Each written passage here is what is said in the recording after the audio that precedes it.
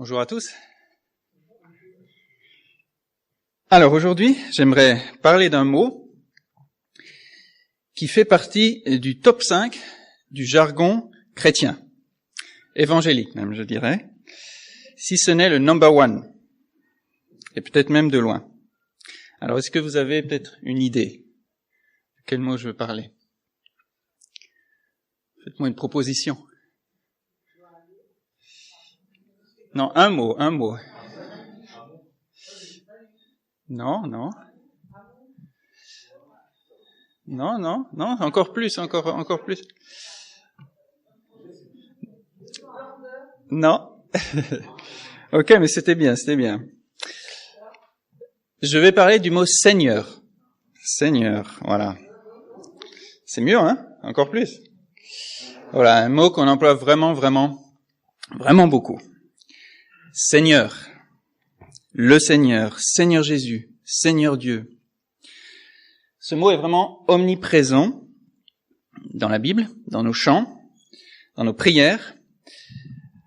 On l'a tellement entendu et dit nous-mêmes que finalement on l'utilise machinalement sans plus poser de questions.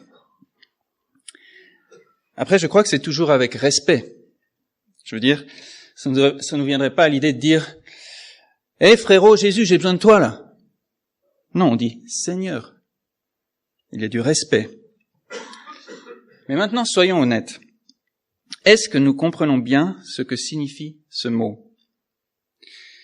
Et puis, est-ce que nous dirions facilement comme ça à nos amis non chrétiens que Jésus est notre Seigneur? Pas trop, je pense. Et je crois que c'est pas parce qu'on n'est pas courageux, mais parce qu'on sait que ce mot ne dit pas grand-chose aux gens. Hein, quoi, Seigneur? Tu me parles d'un cours d'histoire, là, au Moyen-Âge? Ou d'un film là, ah oui, le Seigneur des Anneaux. Tout simplement, ce mot ne fait pas partie, ou plus partie, du vocabulaire courant. Et donc ce matin, j'ai 3 objectifs pour nous. J'aimerais premièrement qu'à la fin de ce message, on soit un peu plus au clair sur ce que signifie le mot. Deuxièmement, qu'on réfléchisse sur la façon dont ce Seigneur exerce son autorité dans nos vies. Et troisièmement, que ça nous aide aussi dans nos amitiés avec des non-chrétiens, que nous sachions peut-être un peu mieux leur expliquer ce qu'on veut dire par là, et aussi de sorte qu'ils soient curieux et désireux de mieux connaître ce Seigneur dont on parle. Et pour ce faire, je vous invite à un petit voyage au travers de la Bible pour voir justement ce qui se cache derrière ce mot Seigneur. Mais déjà, un petit sondage. Je vous donne maintenant 2 secondes pour réfléchir, chacun pour soi-même. Alors, je précise déjà, indépendamment de Jésus, et je sais que c'est pas facile, mais essayez, qu'est-ce que c'est pour toi un Seigneur? Comment tu te le représentes? À quoi tu penses quand tu entends ce mot, Seigneur? Je laisse 2 secondes, j'ai dit.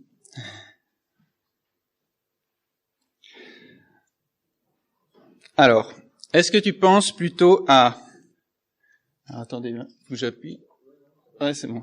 Ouais. Une sorte de roi monté sur un cheval.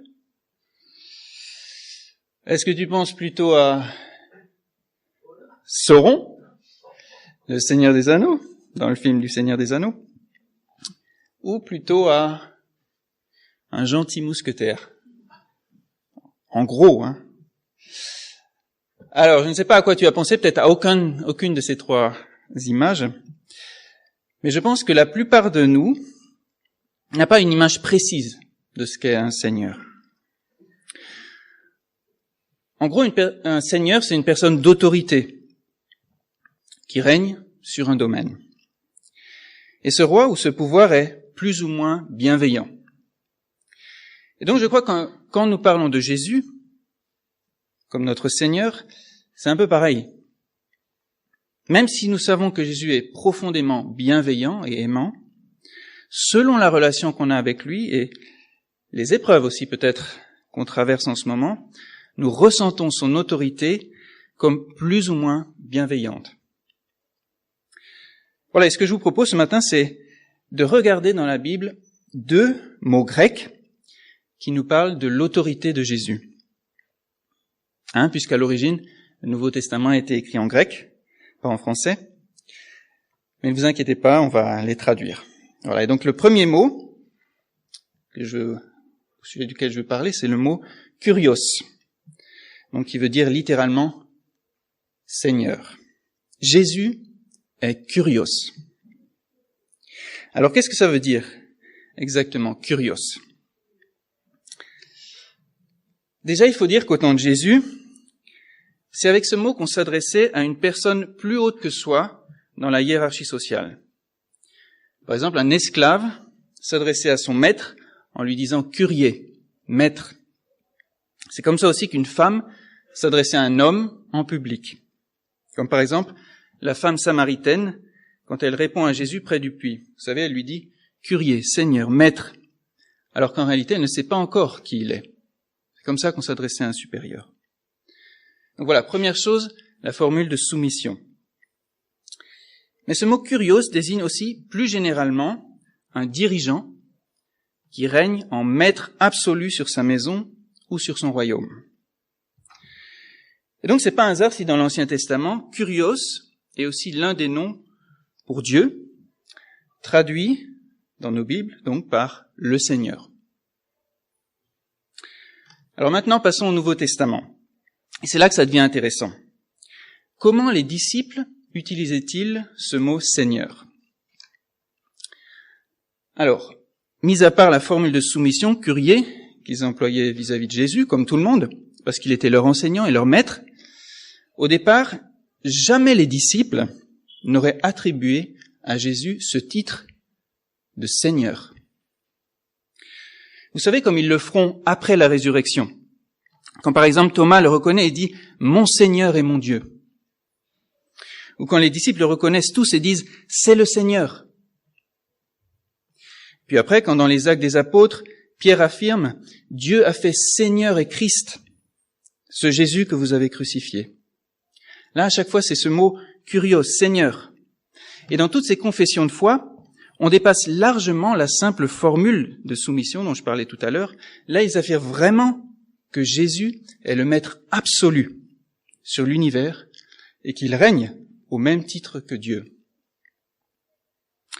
Mais ça, il l'aurait jamais fait au départ. Ce titre de Seigneur de Kurios, il ne l'aurait réservé qu'à Dieu, le Père. Alors pourquoi?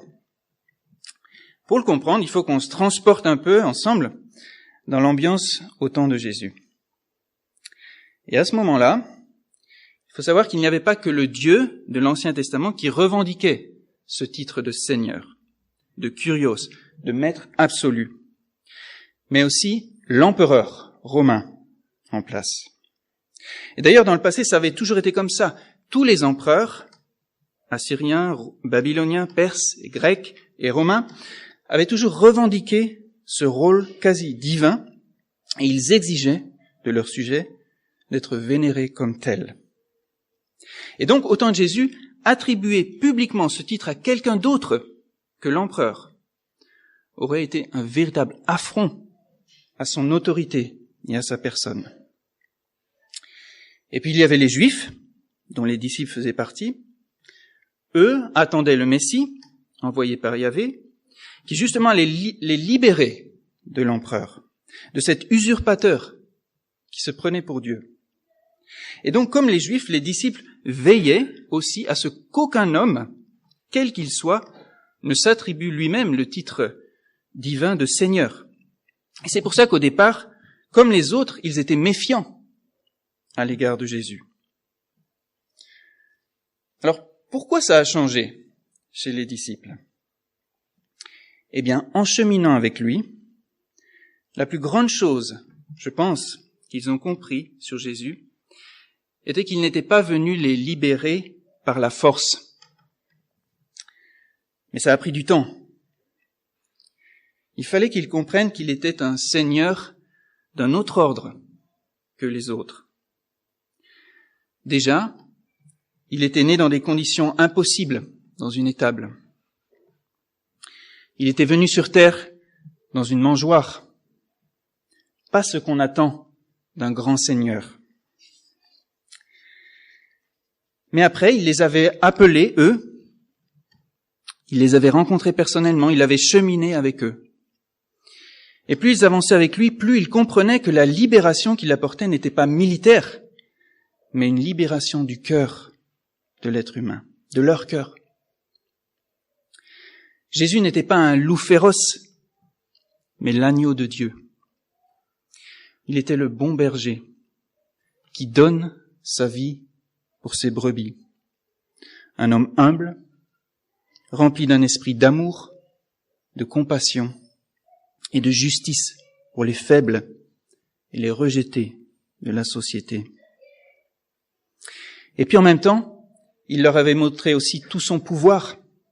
Il avait guéri des malades, commandé à une tempête de s'apaiser, multiplié des pains. Rien ne lui était impossible. Et finalement, il avait vaincu la mort.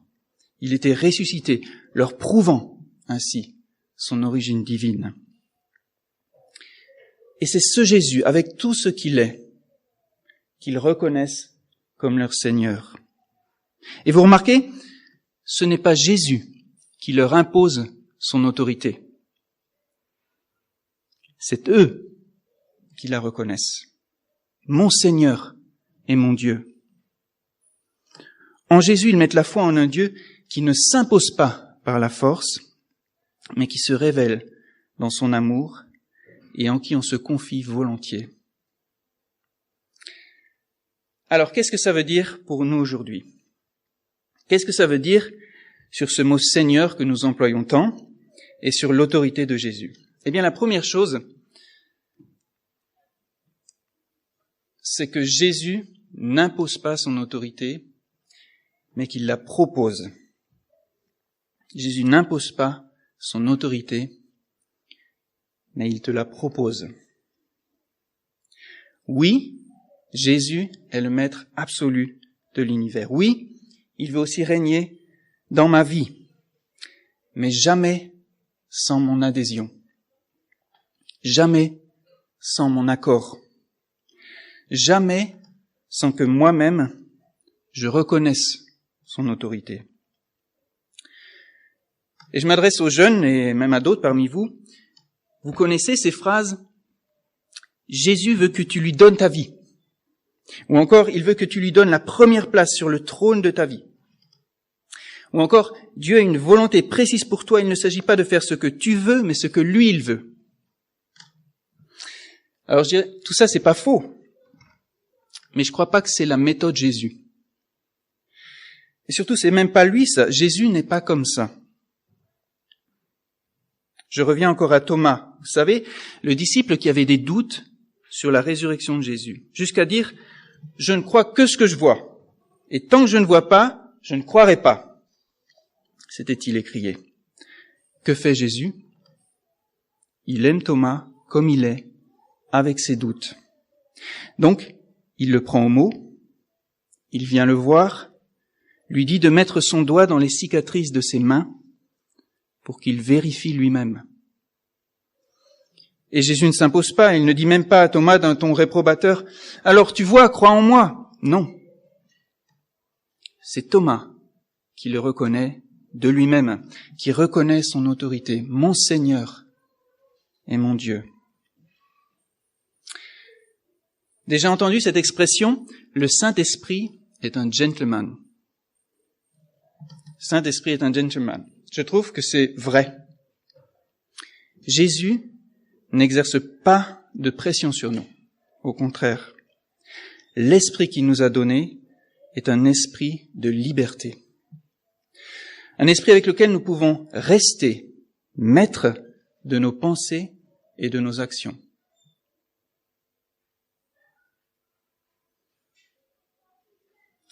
Et j'aimerais ce matin nous encourager à garder et à développer notre esprit critique, à ne nous laisser manipuler ni par quoi que ce soit, ni par des gens, ni même par des chrétiens bien intentionnés qui nous disent ce que nous avons à faire. Non. Comme il l'a fait avec Thomas et les disciples, Jésus nous laisse le temps d'observer et de nous faire notre propre jugement sur lui et sur les choses. Et il va nous prendre par la main pour le prochain petit pas de foi que nous aurons à faire. Voilà donc petit message aux ados et aux jeunes, même si vous le savez déjà. Pas de stress pour la conversion ou pour le baptême, et surtout sur la façon dont ça doit se produire. Voilà, donc première chose, Jésus est Seigneur, mais il n'impose pas son autorité, il la propose. Voilà, et la deuxième chose que nous pouvons retenir, c'est que même si Jésus ne nous impose pas son autorité, il n'en reste pas moins qu'il est et qu'il revendique ce titre de Seigneur de l'univers. Jésus est le maître de l'univers. C'est beau comme on l'a entendu dans les paroles qui ont été dites tout à l'heure dans le moment de prière. Ça allait beaucoup dans ce sens. Jésus est Seigneur. Vous vous rendez compte? C'est ce que nous croyons et confessons. Il est Seigneur. Cela veut dire, il est maître de l'univers, au-dessus de toute chose, au-dessus des nations, de tous les dirigeants politiques, au-dessus de toutes les idéologies, de toutes les influences, au-dessus de tout le mal et la souffrance dans le monde. Même s'il n'en est pas responsable, il est au ciel, il est assis avec Dieu et il règne sur ce monde. C'est ce que nous confessons, vous vous rendez compte? Et donc si c'est vrai, et s'il devient mon Kyrios, mon Seigneur, si je lui confie ma vie, alors je sais qu'elle est dans de bonnes mains. Mais je sais aussi que c'est à moi, certes librement, de prendre des décisions pour son royaume, pour le bien, pour la justice, pour l'amour. Il m'appartient de me lever pour son royaume. Et ça, au quotidien. Alors, qu'est-ce que ça veut dire? Eh bien, qu'il va falloir faire preuve de caractère dans la gestion de mon quotidien et de mes pensées. Parfois dire non à certaines pensées ou actions que j'ai reconnues pour mauvaises et dire oui à d'autres que j'ai reconnues pour bonnes. Si à l'école ou à l'université mes amis maltraitent un autre élève, je vais essayer d'ouvrir la bouche pour les en empêcher, ou alors je vais carrément m'éloigner d'eux. Si exactement dans mon chemin, au travail ou dans mon voisinage, quelqu'un que je connais est dans le besoin, je vais essayer de faire le peu que je peux. Je vais prendre du temps pour ma famille, parce que c'est plus important que mon travail. Je vais mieux trier mes déchets pour ne pas trop polluer la planète. Certes, je ne vais pas faire tout ce que la société veut de moi, je garde mon esprit critique. Mais j'essaye de faire le bien que je peux à mon niveau. Dans ma vie et autour de moi. Jésus est mon Seigneur. Ça veut dire que les valeurs de son royaume doivent l'emporter sur les valeurs du mal. Dans ma vie et autour de moi. Alors pensons-y, quand nous commençons nos prières par ce mot « Seigneur », Jésus dit « Ceux qui me disent « Seigneur, Seigneur » n'entreront pas tous dans le royaume des cieux, mais seulement celui qui fait la volonté de mon Père céleste. » Ça fait réfléchir. Voilà, Jésus est Kyrios. Il est Seigneur, celui auquel nous donnons librement la plus haute autorité dans nos vies. Et ça me permet d'enchaîner maintenant sur le deuxième mot que j'aimerais regarder avec vous ce matin en lien avec l'autorité de Jésus. Et ce mot, c'est le mot « Rabbi ». Jésus est mon Rabbi. Alors, qu'est-ce que ça veut dire? Eh bien, comme tout à l'heure, comme Kyrie, vous savez, cette formule de soumission, Rabbi veut aussi dire maître. Par contre, alors qu'avec Kyrie, on s'adressait vraiment à un supérieur hiérarchique, quelqu'un qui peut te donner des ordres, C'est pas le cas avec Rabbi. Rabbi veut dire maître au sens d'enseignant. Alors, qui c'étaient les rabbis au temps de Jésus? Eh bien, c'était des érudits, des champions de l'interprétation de la Bible. Ils s'y connaissaient à fond dans l'Ancien Testament. Et c'est pour ça qu'on les respectait. Pas parce qu'ils étaient au-dessus dans la hiérarchie sociale, mais parce qu'ils avaient beaucoup étudié. Ils étaient donc en général formés, avaient reçu pour certains une ordination, mais on pouvait aussi devenir rabbi sans diplôme, juste en autodidacte. Et puis chaque rabbi avait autour de lui une petite troupe d'élèves ou de disciples qui s'étaient rattachés à lui pour être à leur tour formés par lui et le suivre là où il allait. Par exemple, Jean-Baptiste était aussi un rabbi avec ses propres disciples, etc. Et voilà donc, pour un élève, son rabbi, c'était sa référence, c'était son modèle. Et donc, Jésus lui-même était aussi un rabbi. Et il enseignait ses disciples, leur transmettait son savoir, leur montrait son pouvoir. Les disciples pouvaient mettre en pratique ce qu'ils avaient appris.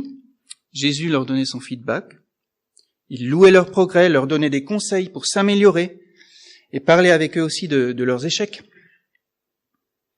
Bref, plus il cheminait avec lui, plus il s'appropriait son enseignement, sa pensée et ses façons de faire. On peut comparer un rabbi aujourd'hui à, par exemple, un chef mécanicien qui aime former ses ouvriers, ou à un maître d'apprentissage, ou une maîtresse d'apprentissage en plomberie, ou en ébénisterie, ou en poterie. Ou a priori, dans cette forme d'apprentissage, l'accent est mis pas tant sur le savoir pur, mais sur le dialogue entre l'apprenti et le maître d'apprentissage. Voilà, or, dommage pour ceux ici qui n'ont étudié qu'à l'université, vous avez loupé plein de choses, parce que c'est connu, on apprend beaucoup mieux en faisant, avec des méthodes qui laissent la place au dialogue entre maître et apprenti. En tout cas, c'est sûr que le savoir acquis est plus durable que le bourrage de crâne d'un cours frontal axé sur le savoir cognitif. Donc voilà, c'est pas un hasard si justement Jésus a choisi cette méthode avec ses disciples. Et c'est vrai que souvent c'est fatigant, mais ces efforts ont payé. Et à la fin, ça a débouché sur un vrai succès. Et on n'en est pas toujours conscient, mais après son ascension, ses disciples ont fait un travail gigantesque et passionnant. Et c'est grâce à leur travail que nous sommes ici, nous, ce matin, au culte, parce que c'était des bons élèves. Et j'en suis persuadé, encore aujourd'hui, Jésus continue de choisir cette même méthode avec ses disciples. Donc avec nous, qui sommes pour le coup donc ses apprentis. Et lui est notre rabbi, notre maître d'apprentissage. Alors qu'est-ce que ça veut dire concrètement? Je viens de le dire, cette méthode est basée sur le dialogue. Nous on appelle ça la prière, mais appelons ça plutôt un dialogue avec Jésus. Et donc ça veut dire quoi? Ça veut dire faire des expériences, recevoir un retour, un feedback du maître, en apprendre, faire le prochain pas, laisser de côté ce qui ne sert à rien, et garder et prendre avec soi le bien qui nous fait avancer. Voilà ce que Jésus nous propose comme méthode de formation. Si nous le désirons, Rabbi Jésus, Jésus, mon maître d'apprentissage. Est-ce que tu as déjà commencé une prière comme ça? Pas encore? Moi non plus. Eh bien, il est jamais trop tard pour commencer. Imagine-toi cette scène. Jésus était charpentier, n'est-ce pas? À l'époque, charpentier signifiait, plus que ce qu'on comprend maintenant, ça signifiait ébéniste, même architecte, c'était tout le travail du bois et de la construction en bois, charpente, mais aussi meubles, etc. Alors imagine-toi, un beau jour, Jésus le charpentier t'invite dans son atelier. Et tu te tiens devant sa porte. Et soudain, la porte s'ouvre et tu as le privilège d'entrer dans son atelier. Ton café, ton thé ou ton chocolat chaud préféré, ou un coca, est déjà posé à la place qu'il t'a préparée. Puis Jésus te sourit. Tu peux te servir d'un des outils posés là et commencer à travailler. Et le beau morceau de bois devant toi n'a qu'un désir, c'est d'être transformé en une magnifique étagère. Et tu commences. Et le maître s'approche doucement et met sa main sur la tienne et la conduit sur le bois. Il te conseille, un peu mais pas trop. Il améliore un peu, te laisse donner libre cours à ta créativité, est disponible pour tes questions. Et ce serait dommage de ne pas lui en poser. Voilà comment Jésus se représente les choses avec toi. Tu es aimé de lui. Et avec lui, ta vie, même si elle n'est pas facile, ou pas toujours facile, ta vie peut devenir un chef-d'œuvre, conçu et réalisé par toi-même, ajusté et taillé selon les conseils du Maître Jésus-Christ. Un rêve, n'est-ce pas? Alors, ne restons pas plantés là, devant la porte de l'atelier. Abandonnés avant d'avoir même commencé. Entrons. Prenons un outil en main. Lançons-nous, essayons. Prenons un risque. Et je crois qu'une promesse y est attachée, celle qu'un chef-d'œuvre apparaîtra. Et je pense qu'ici, parmi nous, beaucoup pourraient témoigner de leurs expériences, que rien dans la vie ne se passe tant qu'on n'a pas pris un outil en main.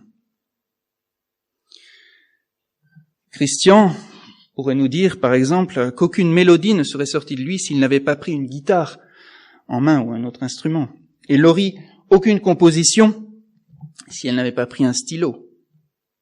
Salem, aucune installation électrique s'il n'avait pas mis ses doigts dans les fils, etc., etc. Et on pourrait, au sujet de chacun, ici, raconter une telle histoire. Et le plus beau, c'est que nous en profitons tous. Quand des gens se lèvent et prennent leur outil en main.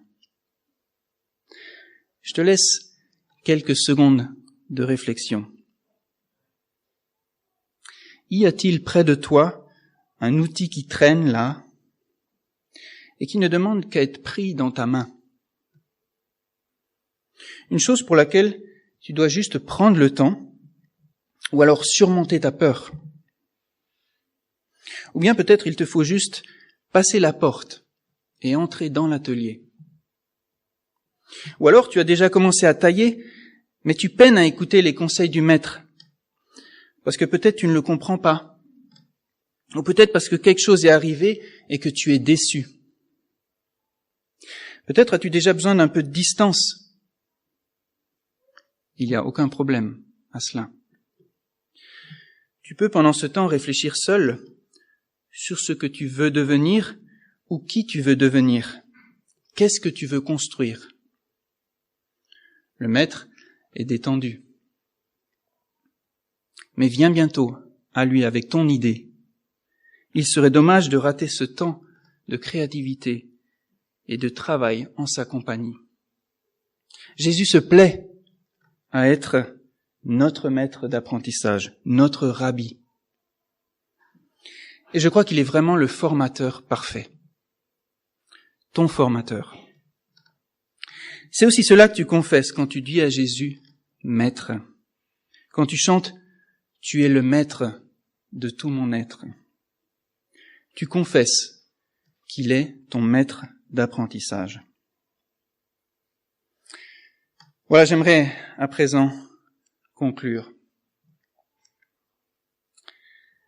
Premièrement, Jésus est ton kurios. Ça veut dire Il est la plus haute autorité dans ta vie. Mais pas parce qu'un jour il t'a imposé cette autorité, il te l'a proposée, et c'est librement que tu lui as confié ta vie. Et il est un roi doux, et son esprit vit en toi, et tu as le privilège de le suivre librement. Et quand tu sens que tu te perds, tu peux confesser à nouveau, je reste ferme. Tu es Seigneur. Tu es mon Seigneur. En toi est la vie en abondance. En toi sont les valeurs du royaume. Conduis-moi dans la liberté. Je reconnais ton autorité dans ma vie et je m'y soumets. Et deuxièmement, Jésus est ton rabbi. Il est ton maître d'apprentissage. Il t'épaule. Vous êtes en dialogue. Tu peux profiter de votre relation, de son expérience et de sa sagesse, et expérimenter que ta vie avec lui peut devenir un véritable chef-d'œuvre. Voilà alors, aujourd'hui encore, et dans la semaine qui vient, la prochaine fois peut-être que nous aurons l'occasion de dire « Seigneur Jésus, je viens vers toi et je te prie », ou alors que nous chanterons au Seigneur. Pensons à cette richesse. Pensons à notre kurios, cette autorité douce et claire. Pensons à notre rabbi, ce maître d'apprentissage. Voilà, je conclus avec cette parole de l'apôtre Paul en Éphésiens 2:10 qui, je trouve, combine bien la proximité et l'autorité de notre maître. En réalité, c'est lui qui nous a fait. Nous avons été créés en Jésus-Christ pour des œuvres bonnes que Dieu a préparées d'avance afin que nous les pratiquions. Amen.